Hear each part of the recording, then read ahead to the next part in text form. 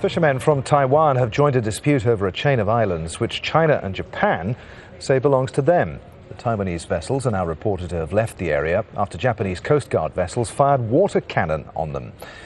Well, Japan's coastguard said that it warned the boats, and TV footage showed water being sprayed on the Taiwanese ships. The Taiwanese fleet includes fishing boats and armed coastguard vessels. They entered the waters in the East China Sea earlier on Tuesday. Taiwan's the third nation to lay claim to the islands, which China and Japan say belong to them. Steve Chao has more now from Yonaguni, a Japanese island about 125 kilometres from Taiwan.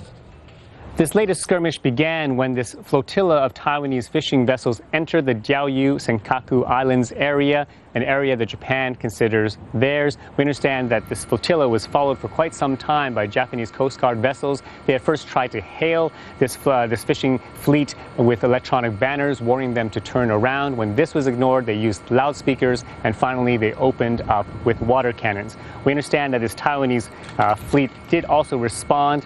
Specifically, a group of Taiwanese Coast Guard vessels also opened up with water cannons. This naval skirmish lasted for several minutes. This really does ratchet up tensions even further, with Taiwan now becoming a third party to lay claims to these disputed islands. The other two countries are, of course, Japan and China. Japan's Prime Minister Yoshihiko Noda will be in New York on Wednesday, we understand, for the UN General Assembly, where he is expected to raise this issue with other nations, stating very emphatically that he believes that international law states that these islands belong to Japan. Japan is also trying, it appears, to reach a diplomatic solution with China. It has sent a top envoy to Beijing to discuss matters for 2 days. It's unclear, though, whether any kind of solution can be found, because it appears that all sides have dug in heavily on this issue. The question is how far tensions will escalate. This naval skirmish simply does not look promising. Well, China shows no sign of backing down as those talks with Japan continue in Beijing. The Chinese Deputy Foreign Minister has told his Japanese counterpart that his government won't tolerate any violation of its sovereignty. The meeting is expected to last for 2 days. Andrew Leng is a Chinese analyst. He joins us now live from Hong Kong. Given what we've just said, Andrew, what hope do you think there is for these talks to achieve anything?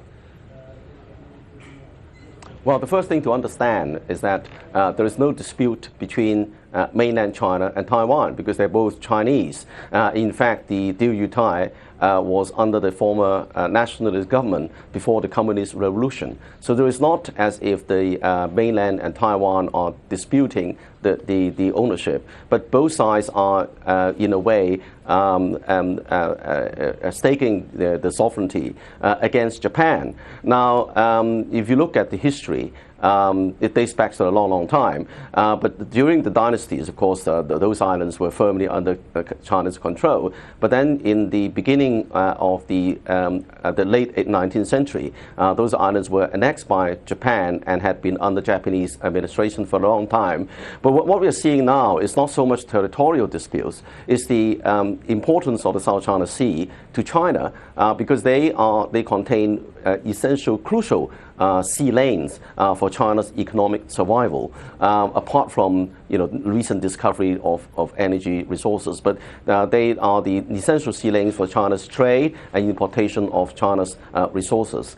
Now these disputes have been, as I was saying, with us for a long, long time. Yeah. But why do they flare up now, recently? And it's followed in the American pivot to Asia, as China's neighbors have been increasingly emboldened by military exercises with America, America's military ties. So they are more assertive in staking their rival claims. Now, not that all these China's neighbors would like to have a war with China, because they depend on China for their economy. But on the other hand, they ride on American military umbrella to strengthen their negotiating position. Actually, you say neither side wants a war, but it's difficult to see where this is going to go, as neither side is willing to back down.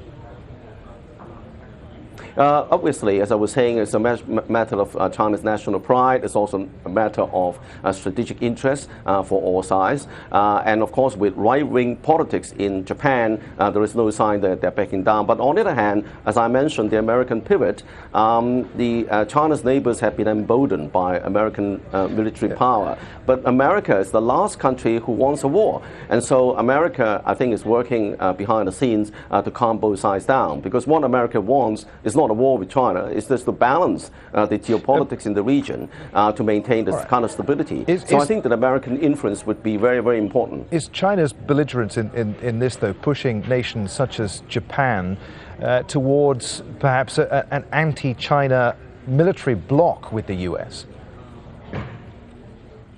Well, I think that I was saying none of the countries can afford to have a war or have a bloc, anti-China bloc, because, for example, China is Japan's largest trading partner, and the whole Japanese economy really depends on China for its growth, weak as it is. So Japan and neither any of China's neighbors can afford provoking a confrontational relationship with China, their main market and the generation of all the jobs inside their economies. So, but on the other hand, this situation needs to be managed. Neither does China want a bad relationship with its neighbors. But on the other hand, there is a question of territorial disputes, there is a question of security, a question of national pride. So all these things need to manage. And I was saying that it's also in Americans' interest to maintain a stable environment in the South China Sea. Okay. So I think that I'm reasonably hopeful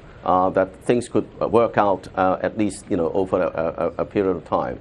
Andrew, many thanks indeed. Andrew Leng, China analyst there, live in Hong Kong.